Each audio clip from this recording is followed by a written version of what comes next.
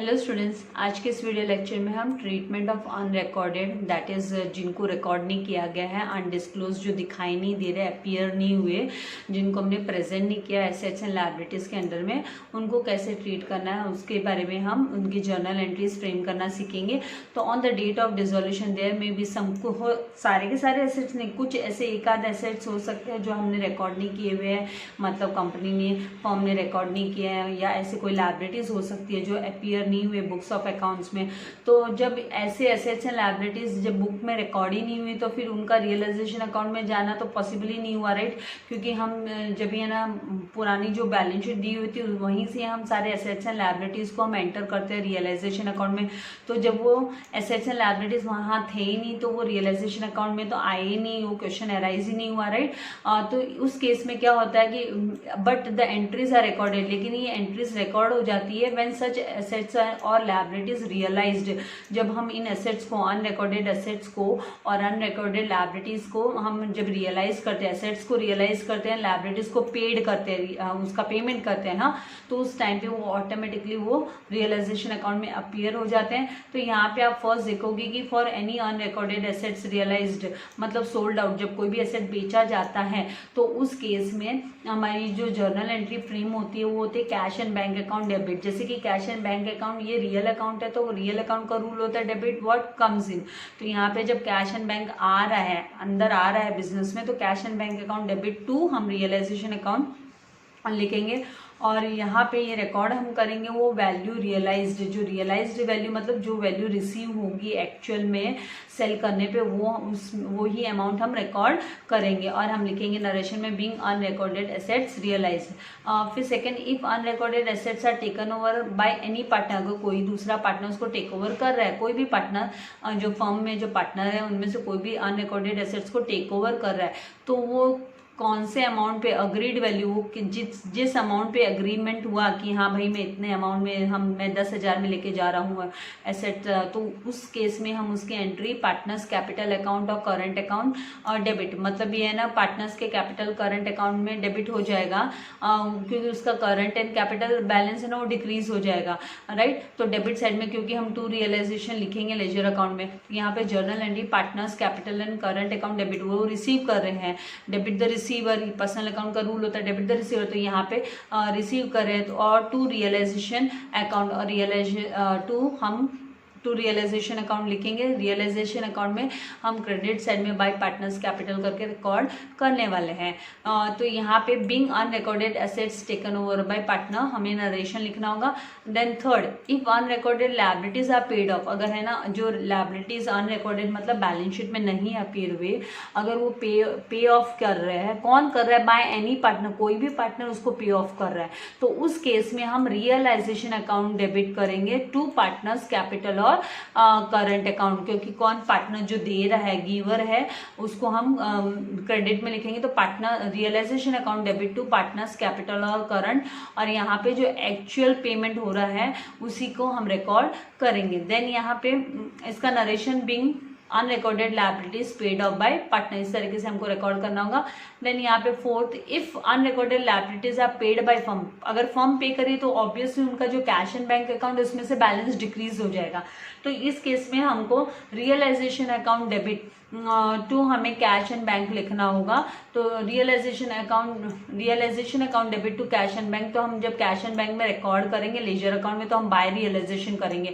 और जैसे कि कैश एंड बैंक का जो क्रेडिट साइड होता है वो पेमेंट साइड होता है, तो बाय रियलाइजेशन आपने कोई भी जो लायबिलिटीज को पे किया तो मतलब वहां पे हमने पेमेंट कर दिया है, एक्चुअल पेमेंट जो मेड होगा, जितना एक्चुअल डिसीजन होगा कि कितना एक्चुअल में पे करे वही हमें रिकॉर्ड करना होगा। और फिर हमको नरेशन लिखना होगा being unrecorded liabilities paid of by the partner. तो यहाँ पे क्या होता है कि है ना, आपको पता है कि लेजर अकाउंट में आप क्रॉस साइड ले जाते हो एंट्री। अब यहाँ पे जब रियलाइजेशन अकाउंट डेबिट है तो आप जब है ना कैश बुक में, कैश एंड बैंक बुक में जब इसको एंटर करोगे तो आप बाय रियलाइजेशन करके क्रेडिट साइड में रिकॉर्ड करोगे, और जब रियलाइजेशन अकाउंट के लेजर में आप रिकॉर्ड करोगे तो टू कैश एंड बैंक करके आप रिकॉर्ड करने वाले हो।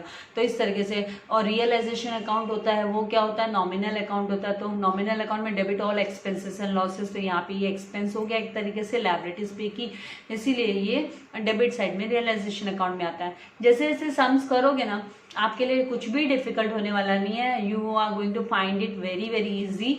ओनली प्रैक्टिस करनी बहुत जरूरी है, because practice makes man perfect. Miss भी जब भी आपकी एज में थी तो मिस को भी बहुत सारे डाउट्स होते थे, कन्फ्यूजन्स होते थे, तो ये सब है ना प्रैक्टिस से ही है ना हम लोग वाइप आउट कर सकते हैं, हम इसको क्लियर कर सकते हैं।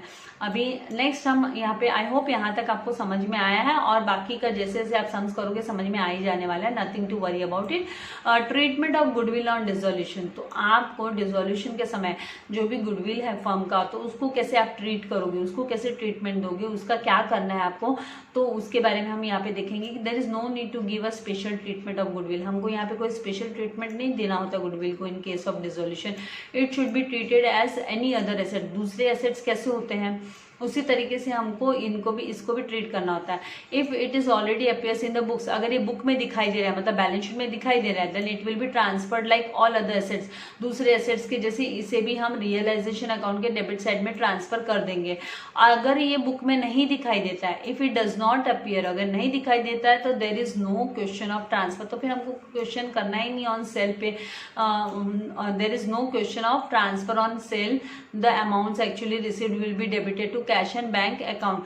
तो फिर वो जो एक्चुअल में जो अमाउंट रिसीव होगा सेल के टाइम पे, तो वो हमें ना डेबिट कर देना है, कैश एंड बैंक अकाउंट में डेबिट कर देना है, and credited to realisation account, और रियलाइजेशन अकाउंट को क्रेडिट कर देना है। तो अगर ये बुक्स ऑफ अकाउंट में नहीं दिखाई दे रहा है, तो फिर हमको ये इसका जो बैलेंस जो है, मतलब जो एक्चुअल में जो रिसीव होगा, राइट, तो उसको हमको खाली रिकॉर्ड करना है। तो इसके लिए फिर स्पेशली हमको पहले एक एंट्री दिखाओ, फिर है ना ये रियलाइज्ड की एंट्री दिखाओ, ऐसे नहीं करना होगा। आपका खाली एक ही एंट्री बन जाएगा कि आपको उसको है ना क्या करना है, जो एक्चुअल अमाउंट रिसीव्ड होगा ना उसको आपको डेबिट कर देना है, कैश एंड बैंक अकाउंट के डेबिट साइड में रिकॉर्ड कर देना है, एंड आपको रियलाइजेशन अकाउंट के क्रेडिट साइड में रिकॉर्ड कर देना है। तो यहाँ पे इसकी जर्नल एंट्री भी दी हुई है। तो if goodwill account appears in the balance sheet में दिखाई देता है तो क्या करेंगे। तो पहला, transfer of goodwill to realisation account.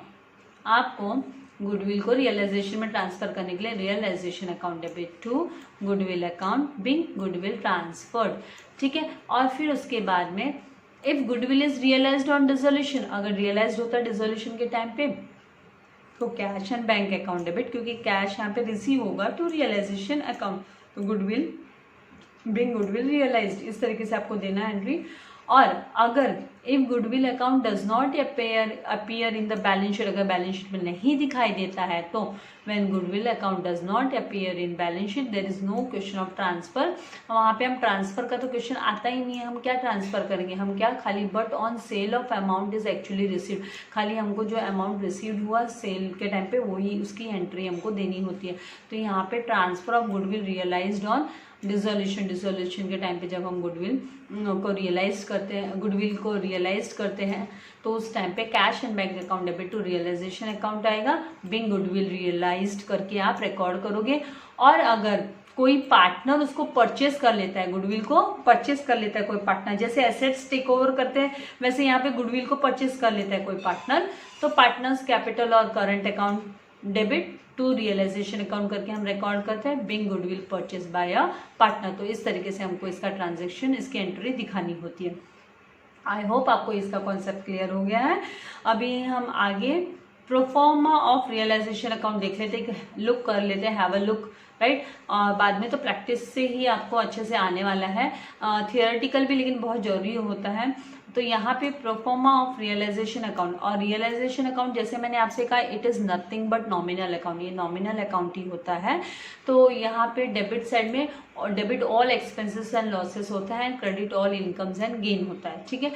तो यहाँ पे आप रियलाइज करने के टाइम पे आपको डेबिट साइड में to sundry assets, balance sheet के सारे जो एसेट्स हैं वो उठा के, बैलेंस शीट में जो एसेट्स हैं उनको बुक वैल्यू पर उठा कर, ये बुक वैल्यू पर आपको रिकॉर्ड करने होते हैं। तो यहाँ पे ट्रांसफर ट्रांसफर्ड ऑल एसेट्स, सारे के सारे एसेट्स हम ट्रांसफर कर लेते हैं, खाली कौन से एसेट्स हम नहीं टच करते हैं हम, है ना, ये जो कैश है, ये बैंक है, फिक्टिशियस एसेट्स हुए जैसे एडवर्टाइजिंग सस्पेंस अकाउंट हुआ, एक्यूमुलेटेड लॉसेस हुए, debit balance of partners capital, current loan partners, ये सब हुआ, तो ये नहीं रिकॉर्ड करते। इन सब को छोड़कर हमें बाकी के जितने भी एसेट्स है इंक्लूडिंग गुडविल, अगर बैलेंस शीट में गुडविल दिखाई देगा तो गुडविल भी हमको पहले यहाँ रिकॉर्ड कर लेना है बुक वैल्यू पे, और नहीं दिखाई देगा तो फिर खाली उसकी रियलाइजेशन की एंट्री ही आती है। उसके बाद आपका क्या करना होता है, बुक वैल्यू से मतलब बैलेंस शीट से फिर बाद में आपको सारे के सारे सन्ड्री लायबिलिटीज होती है, जो थर्ड पार्टी लायबिलिटीज होती है वो आपको क्रेडिट साइड में बाय सन्ड्री लायबिलिटीज करके रिकॉर्ड करने होते हैं। और क्या करना होता है, ट्रांसफर थर्ड पार्टी लायबिलिटीज, सारे थर्ड पार्टी लायबिलिटीज को ट्रांसफर करते हैं, खाली हम किसको नहीं करते, partners capital, reserves, accumulated profit, loan from partners, ये रिकॉर्ड नहीं करते। बाकी सारे के सारे लायबिलिटीज जैसे बिल्स पेबल हुआ, क्रेडिटर्स हुआ, बैंक ओवरड्राफ्ट हुआ, अदर लोन हुआ, तो वो सब के सब बुक वैल्यू पे हम रिकॉर्ड करते हैं। उसके बाद to provision on any liabilities, अगर कोई भी लायबिलिटीज पे प्रोविजन है, मतलब कोई डिस्काउंट ऑन क्रेडिटर्स हो गया, तो ये डिस्काउंट हमको बुक वैल्यू पे रिकॉर्ड करना होता है। और उसी तरीके से अगर एसेट्स पे कोई भी प्रोविजंस होते हैं, मतलब डेप्रिसिएशन वगैरह हुआ, डाउटफुल डेब्ट्स हुआ, तो वो सब हमको by provision on any assets account that is reserve for doubtful debts RDD हमको रिकॉर्ड करना होता है बुक वैल्यू पे। देन यहाँ पे to cash and bank account, ये है ना डिस्चार्ज, अगर यहाँ पे सारे के सारे जब लायबिलिटीज को पे ऑफ कर देते हैं, ये पे ऑफ की एंट्री है, डिस्चार्ज मतलब पेड ऑफ, डिस्चार्ज का मतलब होता है पेड ऑफ। तो to cash and bank account debit agreed value पे, जो वैल्यू डिसाइड हुई कि कितना का पेमेंट हो रहा है, तो यहाँ पे डिस्चार्ज ऑफ, तो इसके लिए हम लोग पेमेंट के लिए डिस्चार्ज वर्ड यूज करते हैं कि हमने है ना जिम्मेदारी खत्म करके हम लोगों ने उतार लिया, अपना सर का बोझ उतार लिया, लायबिलिटीज को पे ऑफ कर दिया, तो अग्रीड वैल्यू पे। और उसी तरीके से अगर हमने एसेट्स को रियलाइज किया है, एसेट्स को बेचने के बाद में जो पैसा रिसीव होता है, तो उसको हम bye cash and bank account करके रियलाइज्ड वैल्यू, जो बेचने पे जो अमाउंट मिला, रियलाइज्ड वैल्यू जो रिसीव होगा एक्चुअल में, वो हमको रिकॉर्ड करना होता है। फिर यहाँ पे जो अनरिकॉर्डेड अगर कोई लायबिलिटीज है, तो उसके लिए हमको to cash and bank agreed value पे हमको लिखना होता है पेमेंट ऑफ अनरिकॉर्डेड लायबिलिटीज। और अगर कोई अनरिकॉर्डेड एसेट्स को हमने रियलाइज किया है, तो by cash and bank actual value में that is received amount from unrecorded assets हमको करना होता है। एंड उसके बाद में जो भी है ना पेमेंट होता है डिसोल्यूशन चार्जेस, मतलब हमको वाइंड अप करने के भी खर्चे होते हैं ना, कई लॉ एक्टिविटीज होती है, लीगल एक्टिविटीज कवर अप करनी पड़ती है, फी पेमेंट करने होते हैं, तो वो सब है ना आपको जो रियलाइजेशन एक्सपेंसेस है वो आपको रिकॉर्ड करने होते हैं। तो डेबिट साइड में हम टू कैश एंड बैंक लिखते हैं अग्रीड, क्योंकि एक्सपेंसेस होते हैं ना, सारे के सारे एक्सपेंसेस होंगे, जो खर्चे होंगे वो डेबिट साइड में ही आएंगे रियलाइजेशन अकाउंट के। तो डिसोल्यूशन एक्सपेंसेस वगैरह खर्चे हो गए, तो वो खर्चे है तो आप डेबिट साइड में टू कैश एंड बैंक करके लिखोगे। और अगर किसी भी पार्टनर ने टेक ओवर किया है कोई भी एसेट्स को, तो any assets taken over by partner और अनरिकॉर्डेड, रिकॉर्डेड और अनरिकॉर्डेड, भले वो रिकॉर्डेड हो या अनरिकॉर्डेड हो, जितनी अग्रीड वैल्यू पे उसने टेक ओवर किया वो हमको क्रेडिट साइड में बाय पार्टनर्स कैपिटल और करंट लिखना होता है। अभी ये रियलाइजेशन अकाउंट बनाने का मकसद क्या होता है, इसको प्रिपेयर करने के बाद इसको जब हम क्लोज करते हैं तो यहाँ पे डिसोल्यूशन प्रॉफिट नहीं तो डिसोल्यूशन लॉस मिलता है हमको। रियलाइजेशन प्रॉफिट, डिसॉल्व करने पे जो प्रॉफिट लॉस मिलता है वो रिसीव होता है और वो फिर हमको पार्टनर्स को डिस्ट्रीब्यूट करना होता है। अभी आगे यहाँ पे अगर कोई है ना लायबिलिटीज टेक ओवर करता है कोई भी पार्टनर, तो वो हमें partners capital to partners capital and current account करके हमको रियलाइजेशन अकाउंट में रिकॉर्ड करना होता है, और पार्टनर्स कैपिटल करंट में हम बाय रियलाइजेशन अकाउंट करके रिकॉर्ड करने वाले हैं। उसी तरीके से अगर कोई अभी यहाँ पे ये लास्ट में बाद में ये सब होने के बाद में आपको ये जो एंट्री है यहाँ की, ये अकाउंट क्लोज की होती है, तो या तो आपको लॉस होगा। लॉस कब होता है, जब आपका डेबिट साइड मोर होता है। जब डेबिट साइड मोर होता है, डेबिट बैलेंस मीन्स लॉस, तो loss on realisation transfer that profit sharing ratio partners capital और करंट में ट्रांसफर हो जाता है। और अगर क्रेडिट बैलेंस होता है, मतलब क्रेडिट साइड मोर होता है, तो वो जो भी प्रॉफिट एंड लॉस होता है, जो प्रॉफिट होता है वो क्रेडिट बैलेंस होना मतलब प्रॉफिट, तो वो प्रॉफिट ऑन रियलाइजेशन वो ट्रांसफर कर दिया जाता है पार्टनर्स कैपिटल और करंट अकाउंट में। तो इस तरीके से हमको ये प्रिपेयर करना होता है। डिफिकल्ट जरा भी नहीं है, प्रैक्टिस से होने वाला है, कोई टेंशन लेने वाली बात नहीं है। अभी आज के वीडियो लेक्चर में मैं यहीं पे वाइंड अप करूंगी। कल से हमारे इलस्ट्रेशन हमसे हम स्टार्ट कर देंगे। जैसे मैंने आपसे कहा कि प्लीज़ आई रिक्वेस्ट यू, अगर आपको अच्छे मार्क्स चाहिए है तो आप ईच एंड एवरी इलस्ट्रेशन भी सॉल्व कीजिए, प्लस प्रैक्टिकल प्रॉब्लम सम्स भी सॉल्व कीजिए। और उसके बाद में एक बार मेरा सिलेबस कवर अप हो जाएगा, उसके बाद मैं आपको है ना इम्पॉर्टेंट क्वेश्चंस भी देने वाली हूँ, तो वो भी फिर आपको सॉल्व करना, प्रैक्टिस करना स्टार्ट करना है। तो पहला मेरा मोटो है कि जल्दी जल्दी पहले पोर्शन कंप्लीट कर दूँ। तो आपको हर एक वीडियो देखना है, आपके लिए फायदेमंद रहेगा। आप देखोगे तो, आप वीडियोस को स्किप करोगे तो फिर आपको कहीं ना कहीं कुछ ना कुछ डाउट अराइज हो जाएगा। तो इट इज़ बेटर कि है ना सारे वीडियो ध्यान से देखते रहिए और सम्स भी सॉल्व करते रहिए। और इससे रिलेटेड अगर कोई भी आपको मुझे डाउट हो तो आप मुझे कमेंट बॉक्स में लिख सकते हो। और अगर अभी तक आपने मेरे चैनल को सब्सक्राइब नहीं किया तो प्लीज़ चैनल सब्सक्राइब कीजिए, अपने फ्रेंड्स के साथ भी शेयर कीजिए चैनल लिंक, और लाइक करना मत भूलिएगा वीडियो को। Thank you very much. God bless you all dear students.